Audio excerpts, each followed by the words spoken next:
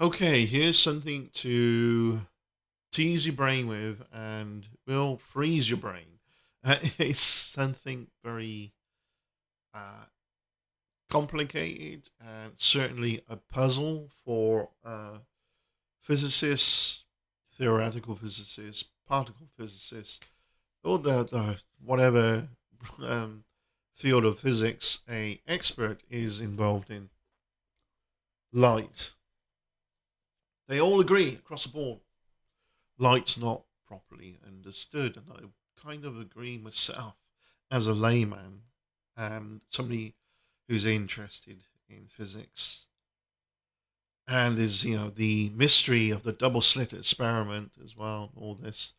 It's a beautiful morning, light coming through, beaming through this morning. It's a lovely morning. I'm enjoying it. It's warming the room up. The weather's been a bit off recently, been a bit wet, a bit of rain here and there. So I'm enjoying this. It's not long before I go to work, and that's the thing. Not long. Time. Time is very different to a photon. At or near the speed of light, time, there is no time. And relative, for our experience, if we see the sun rise in the morning, well, that's not where the sun is physically relative to our spin. That's where it was 8 minutes ago because it's so far away at the speed of light. It takes about 8 minutes and 20 seconds to reach Earth. Yeah, but it's more complex than that. It's basically 100,000 years old. Every photon that's, well, not just hitting Earth, but going out there. So the sunlight we see is 8 minutes and 20 seconds old, as in where we see the sun in the sky, but it's also, it takes 100,000 years for a photon to even escape the surface of the sun. Photon being the smallest measurement of light.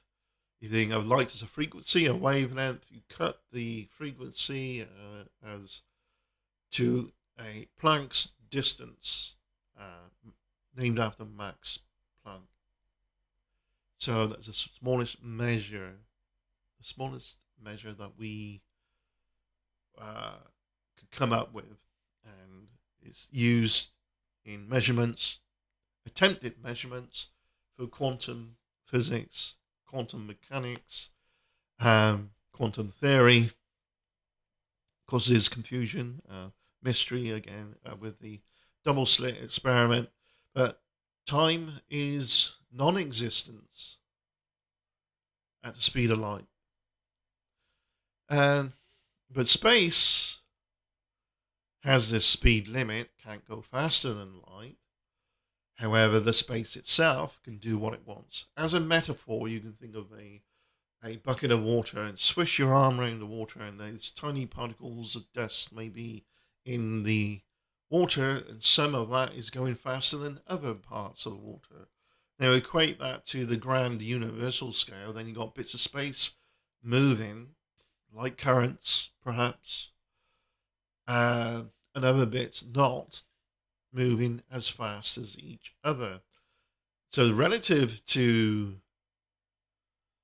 the what's in the space that's moving itself cannot go faster than light, but a body of space can go faster and move the contents faster than light, but that what it's being moved within it can't go faster than light relative to that body of movement.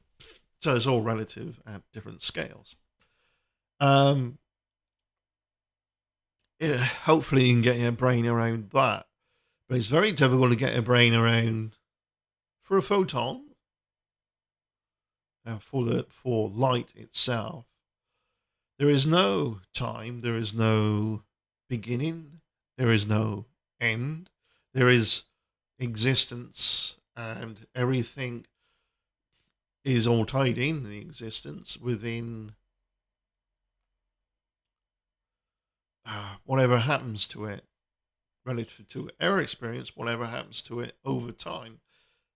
And this causes theories around what is time and how are we perceiving time the way it is, and we measure, like the clock on the wall I'm looking at right now is this physical movement measuring the movements of our planet around the sun, and we base time on that, and we base time on experience as well. We experience past, present, and future, and what we do in the present, like me dressing for work in the present tense, preparing for my perceived to be future event, future thing is I'm going to be walking into work. But people have said maybe it's just everything happening is happening all at once. About what we do in the present is changing past, present, past, well, past, present, and future. But we perceive it as if we're going along a line physically from one point to another in a linear fashion. We perceive time, experience it linearly, but human memory tends to not be that robotic, linear, or it's much more organic. It's a pattern recognition system. So I think if time was linear, how we perceive it to be, I think natural selection would dictate the best effect to be more successful within that environment, within that reality, would be a memory that works better like a very linear recording, but we don't. We have pattern recognition, and so does everything else as an animal. Or people say goldfish don't have a memory or 5 second memory. Not true. They have plenty of pattern recognition and learning, and uh, some tropical fish as well. You can train them to jump through a hoop, how the water and down in order to be fed. There's not a lot of learning that can be done here that without pattern recognition of, oh, I've seen this before. It's like the last time I had some food. I know what I did last time, and my reward is a food. And it's yeah. So similar events, and again, I've talked about memory as well on this channel. I haven't got the Mandela effect and memory, deja vu, and all surrounding how the brain processes memory. And again, it probably wouldn't be that way if time was very linear. I don't. It doesn't seem to portray any evidence for it to be so. It's more of a human perception thing, and there's linear aspects to it. Perhaps, certainly, there's linear aspects to how we're moving around our sun, but our whole galaxy is moving through space, and our solar system is moving through the galaxy, creating this spiral path through as we spin, as we orbit the sun through space, so that every year we're not going around the same space and time every time we come around. But isn't that, it's kind of,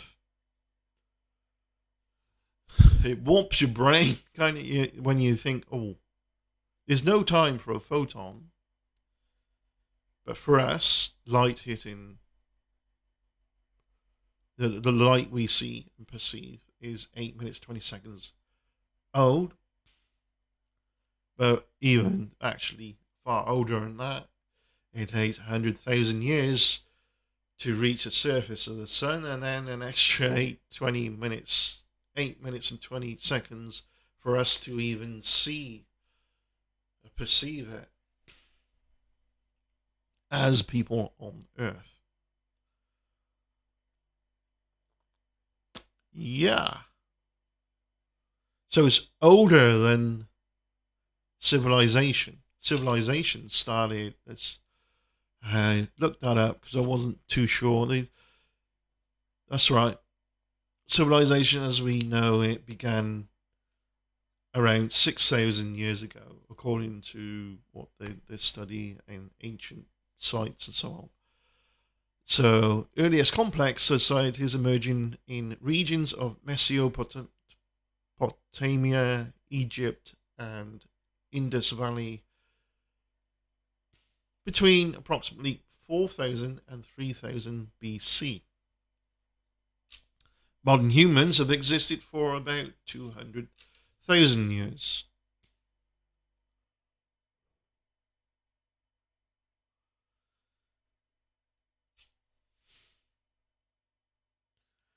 So 100,000 years,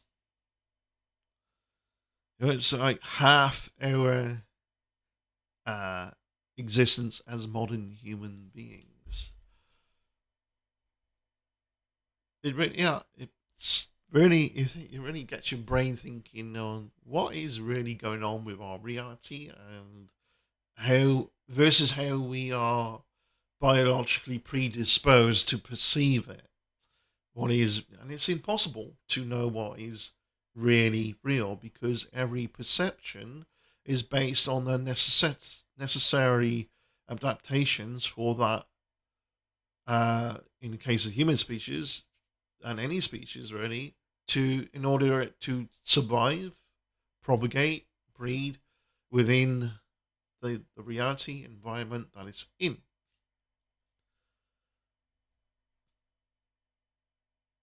Hmm. Color perception. Well, we don't need out of survival we don't need to see ultraviolet light, but a bee does because it's how it reflects off the flowers. It's how it finds its food. A honeybee. Yeah, but we have plenty of other perceptions, and it's always every perception is to do with our biological survival. Then we get more and more curious about different things that are outside of our perception, but just we can see evidence of things, but we can't see them directly. So we create technologies to in order to be able to detect these things, and then end up observing the universe that really shows us like, huh, you little humans, you ain't got a clue. uh, but certainly, it's fascinating. And I don't know if it's still on this channel, but there was a bit of news and science around creating perfect mirror material where they were trapping photons, the smallest measure of light, in a quantum size, like microns, even smaller, and pits in this material, and creating a trap of a photon bouncing between the one pit and another. And so much so, they are theorizing this could be in theoretically and more advanced ways to create a binary system that uses light, uses photons as the noughts and ones as a uh, computing on a light with light, and instead of ons and off electrically, but obviously there have to be some electrical involvement there in some kind of invention that would exploit that. Yeah, um, fascinating. But then what happens with the observer effect, with the light as well?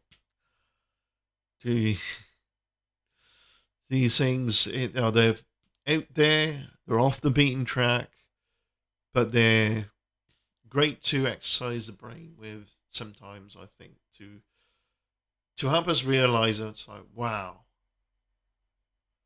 we really don't uh, understand light, or we don't understand things that we don't understand, but maybe one day there'll be a breakthrough, and those breakthroughs often collapse many things down to a better understanding. This is why we end up going technologically, we plateau. And then somebody makes a discovery, and then so boom, we go and shoot up again. Problem with advancements in technology, understanding our world, it always outstrips our wisdom. We have these discoveries, and we boom, up it goes.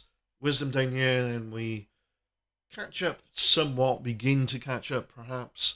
We might be beginning to catch up with the influence of certain so-called social media out on the world in a geopolitical understanding, as well as individual families and children and age gates and all this, and we begin to understand some of the damage and echo chambers this creates. But by the time we've understood it and thought, oh, this is the best way to do this, that's the best way to do that, the best way to use this technology, there'd be another technological leap. We're always chasing our tail with that, and we don't have the time necessarily to catch up sometimes. It's alright if you're a photon, though, because there is no time. You don't have to worry about that. Thanks for watching. Take care. I look forward to doing another video soon. Bye.